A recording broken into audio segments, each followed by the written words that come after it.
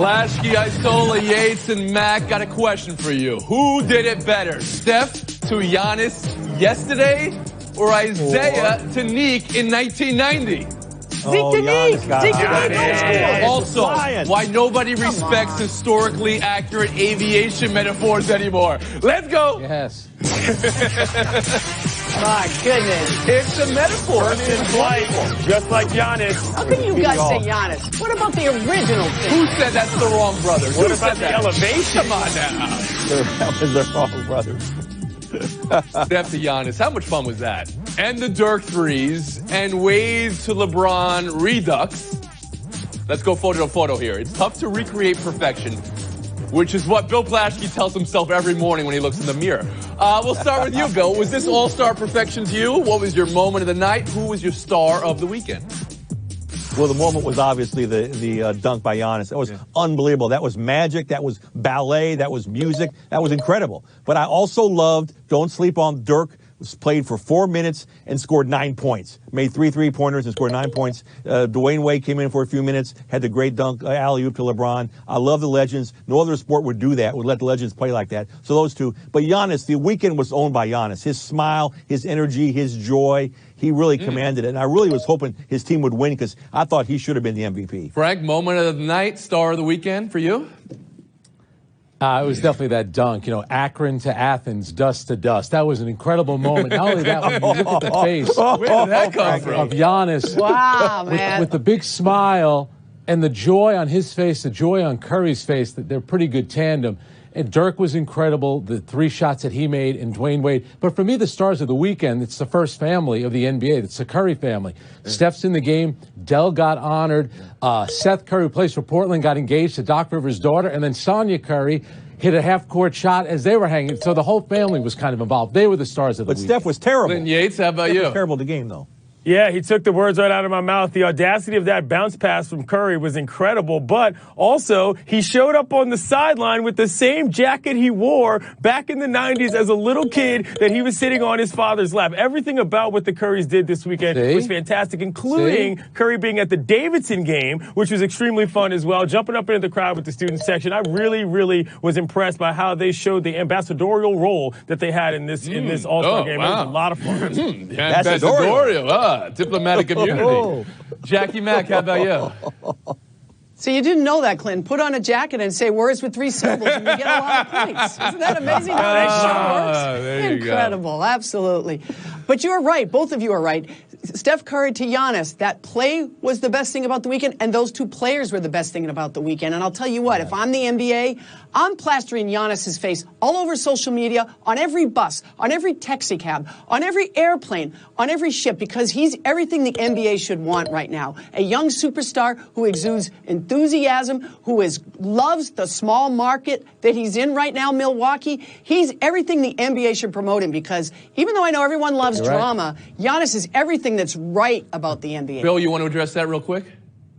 Yeah, no, I just want to say here, don't sleep on Dirk. The coolest thing of the weekend was him walking off the court saying, "That's what I do. That's what I do," after he made those 3-pointers. Don't sleep on it. Nobody brought up Kevin Durant here, all right? What did 2 All-Star MVPs do to Durant, Jackie, historically? Well, it shows you how versatile Kevin Durant is, because he can win a game shooting dunks, shooting threes. He just proves to me that he's the most versatile player in the game today, and very quietly can just go about his business and end up as the MVP, kind of like in the finals last year even. Is there something significant to 2 All-Star MVPs, Frank? Well, I think when you look at it, he's 30 years old and he's won 2 All-Star MVPs. That's subjective, but he also has 2 Finals MVPs, a regular season MVP, and he's only 30.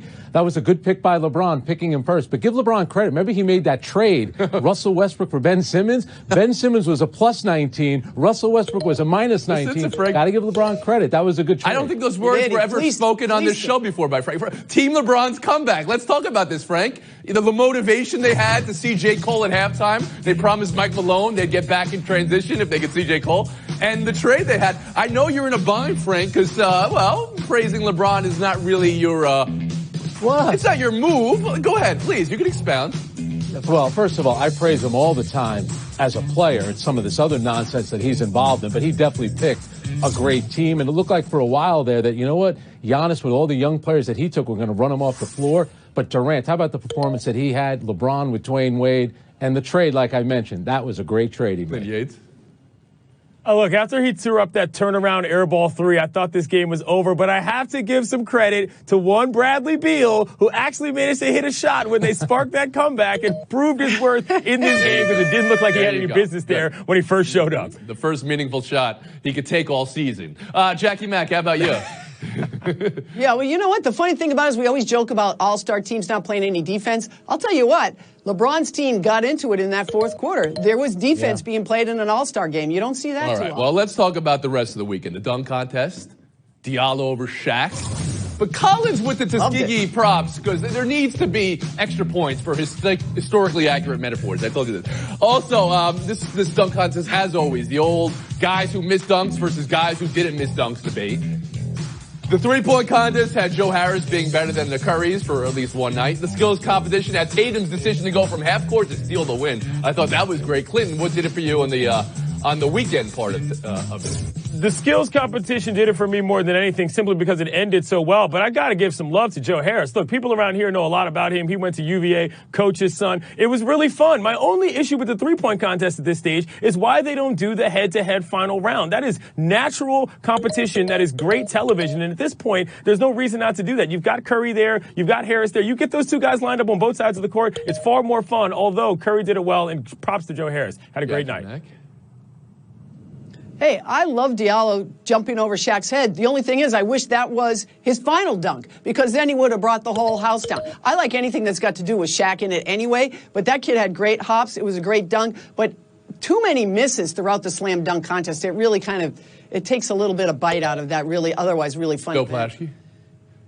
Well, I thought the three-point contest was great because Curry was in it. You had the best shooter alive there. The dunk contest, to me, why aren't the greatest players in this dunk contest? Why aren't the all-stars in the dunk contest? The average fan has probably never heard of Diallo. Yet you watch the game the next day and everybody's saying, why isn't Giannis in the dunk contest? Why hasn't LeBron ever been in the dunk contest? Maybe they got to change the rules to make it more easy for the guys. I'd like to see bigger names in the contest. I think that would make it a better show. Isola?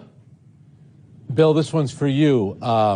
Harris from Brooklyn, or he plays for Brooklyn, and Diallo from Queens won the slam dunks. It was an all-New York kind of Saturday night. Yeah, now you're claiming. The one thing about the three-point, the fact that he came out first and had that high score was impressive. But Jackie's right about the dunk. If you miss a dunk, you should have to have 2 points subtracted from your total score. If you miss the second time, then it's 4 points. Why are guys being rewarded for getting 5 chances to do a dunk? I thought the scoring was way off, but Diallo deserved to win. You're always critiquing scoring, whether it's my scoring or it's scoring from the judges in a dunk contest. Dunk contest. Your scoring's off. You know, Plaschke, you want stars. I mean, didn't Giannis say he would think about doing it next year? Didn't Donovan Mitchell say he would think about doing it next year? I don't know if I need stars, because I think the best one we saw was Gordon and Levine a few years ago, at least recently. I want throwbacks. That's what I want. I want some older guys in these competitions. You praise the Currys for winning the weekend. Why isn't Del Curry in the three-point competition? Wouldn't you love to see some old guys, they can shoot in their 40s and 50s, come out and compete in the three-point game? That's what I'm here for. Or bring in Zion Williamson. Have him do it. Do I got to think of everything around here? Next year. Let's go. Let's move on. One more story from the weekend. 29 teams. 29 teams. Roll the tape here. You know, when free agency comes, see what happens. I can't tell the future, but all 29 teams are on the list. Everything we just went through, Anthony Davis telling us 29 teams are on his list. Does the defense's case hold water, Jackie? Did Anthony Davis make it better or worse here? Well, from what I understand, what Anthony Davis said first was, why do you think Boston isn't on my list? Boston is on my list. And then someone got into his ear and said, just say all the other teams. Oh, is that what happened here? So I think so. And I think the most honest moment of that weekend with Anthony Davis was saying, I never said Boston wasn't on my list. And Frank and I talked about this off air for I don't know how long. We knew the minute the trade deadline passed and Davis wasn't traded to the Lakers that Boston would immediately come to the fore. And that's exactly what happened. Everybody knew that. So to me, I didn't mind Anthony Davis letting it all hang out, letting guys ask questions. I think that's okay. But I'm sure the fans in New Orleans weren't buying what he was saying. I'm sure the Lakers fans aren't too thrilled to hear that. And what about if you are the New Orleans Pelicans and what he's basically saying is, okay, all the other teams are good, just not the one I'm on. Right, exactly. That's not the best. Clinton, 29 other teams after everything we just went through? Right. No, absolutely not. You know how I feel. If you want to lie or you want to play dumb, that's one thing. But again, don't insult my intelligence. We all heard what came out of your camp in terms of what was going to be done or what could have been done. This is the story of the first half of the season from a transactional standpoint in the NBA. Don't act like we don't understand what happened between you and the Lakers. Just don't present yourself as if we don't know what's going on. That's my only issue with this. Davis is one of the great players in this league, and he looks really bad right now as a result. Right, guy Sola? Yeah, and that's the thing. He became the biggest story of the weekend for all the wrong reasons. And now that he's facing all this criticism, he's in damage control mode, all 29 teams. So basically what you're saying is, I'll play for every team except the team I'm currently on. And the whole thing with the Celtics, this was mismanaged from the start. And everybody talked about Dirk Nowitzki, been with the same team his entire career. Steph Curry, been with the Warriors. Same thing with Giannis, as of right now, been with Milwaukee. Even Dwayne Wade, who left Miami, he left toward the tail end of his career. Isn't it interesting that we're talking about a group of guys that really stuck with their organization through the bulk or the most important years of their career? Bill Plaschke. The whole thing was just unseemly. I mean, let's think about it. He still plays for the Pelicans. I wish he would have said, well, my agent made that statement. I'm not having any further comment on it. And then he says he's going to use an Instagram to thank the Pelicans. Was that a real quote? Or was that something from The Onion where he said he was going to Instagram the Pelicans fans? The whole thing has gotten completely out of control. I think he made the whole thing worse by talking about all these other teams. Just saying I'm playing for the Pelicans, talk to me after the season. Frank and then Jackie after the horn. And then let's remember, too, you have two organizations, the Lakers and the Pelicans, have been hijacked by this. Dell Demps fired as a general manager, Danny Ferry coming in. The whole thing with the Celtics where they tried to make them look bad. The Celtics are sitting back like, see, we know we're involved in this. Here's the thing. I don't think Anthony Davis likes all this chaos. Some people thrive in it. I would say LeBron does. There are other superstars that do. He's not one of them. He just wants this all to go away. And that's why he should have just waited till the end of the year to ask for the trade. He would have been better off. You're right. Yes. Look at those scores.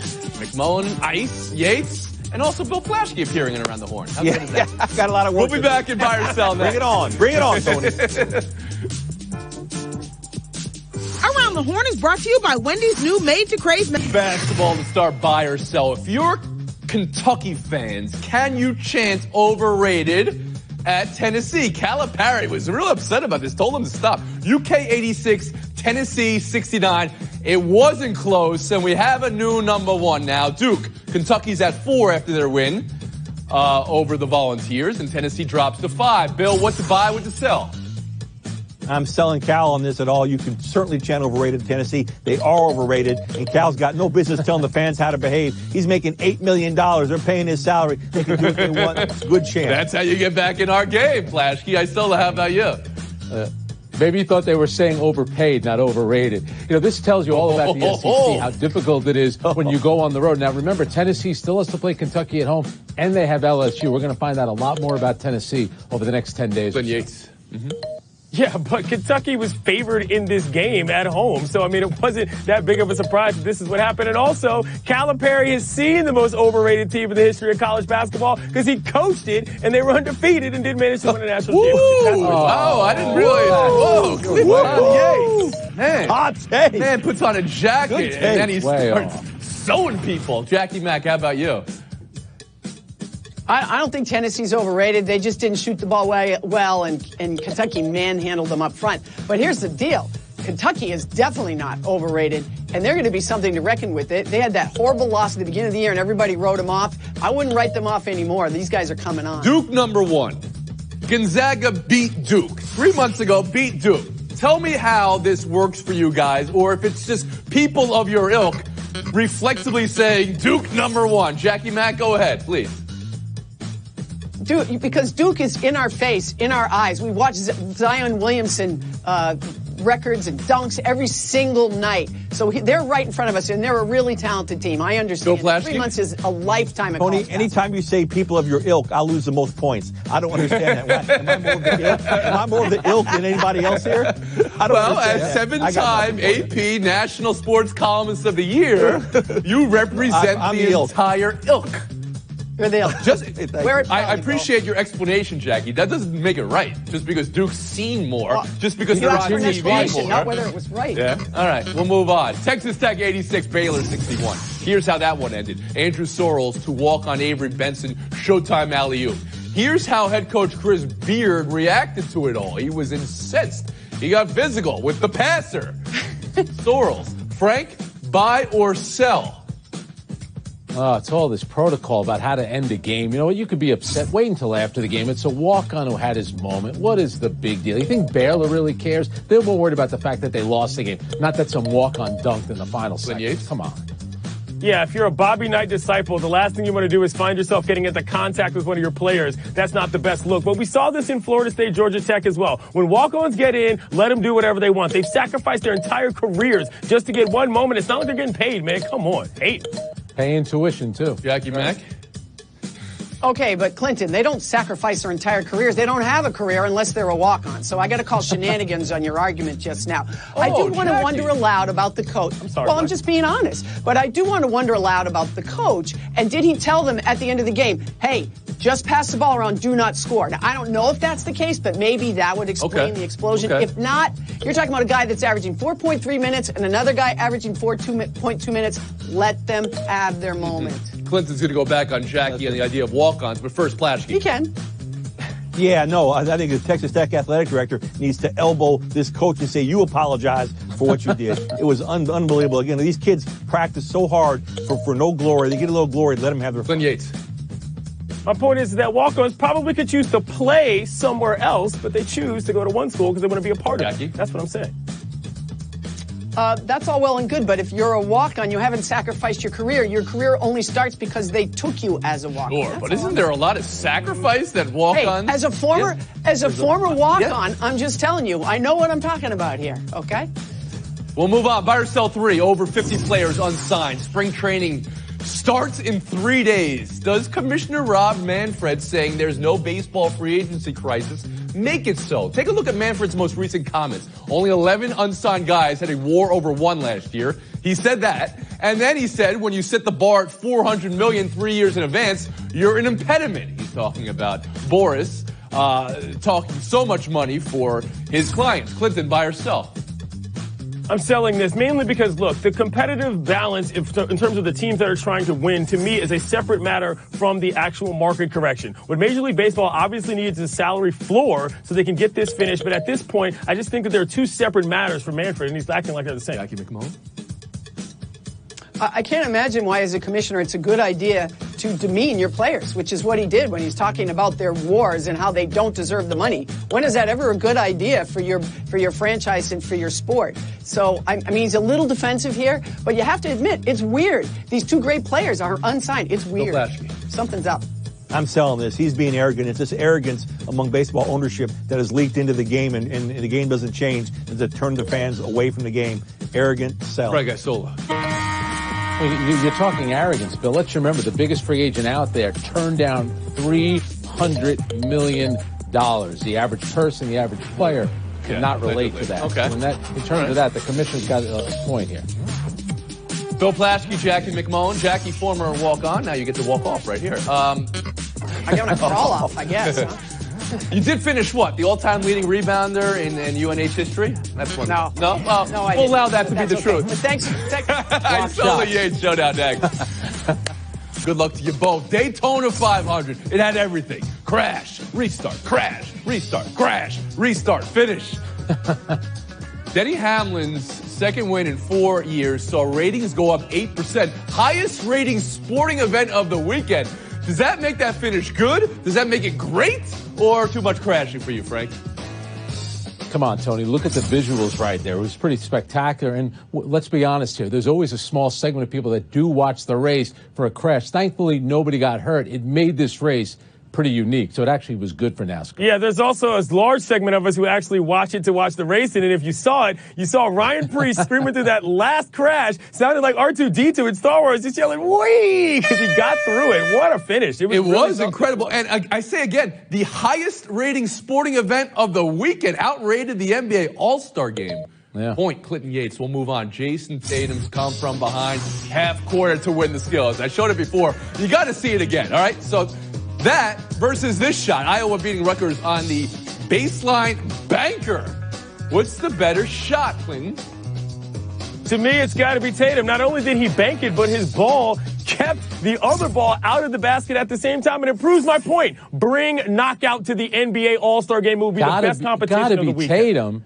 This is a traditional Big Ten game between Iowa and Rutgers. Plus, he kissed it off the top of the glass. You know how hard that is to do? And it was a real game, Clinton. No. I'm here for Knockout being the game of choice All-Star Weekend. And I'm here for Clinton Yates being in K-Town. All right, just want to give some props to the NBA for announcing that they're going to start a 12-team league on the continent of Africa. The teams will be in different countries, and it'll be something that's brought together. This is a tremendous idea. We saw the expansion of the game after the 1992 Olympics and how that affected a large part of Europe. If this is the next step to get the NBA and basketball as a whole expanded throughout the globe in Africa, let me tell you, this is a great idea. I love the progressivism, again, from this league. Very good job out of you all, and I can't wait to see what they do next. I'm glad. I'm excited to see what that is. Also, you have a little tie to this yourself, Clinton, right? Wasn't your father the voice at some point? The Premier Basketball League, Earl Yates, announced the last game, championship game. Frank, real quick, you talked to Mutombo this weekend about it, right? You're buried the lead, my man. He's going to be the ambassador, he and Alonzo Mourning. By the way, Mark Stein, Ralph Lawler going into the Hall of Fame. Congratulations. Congrats to them. We'll see you guys tomorrow. There you go.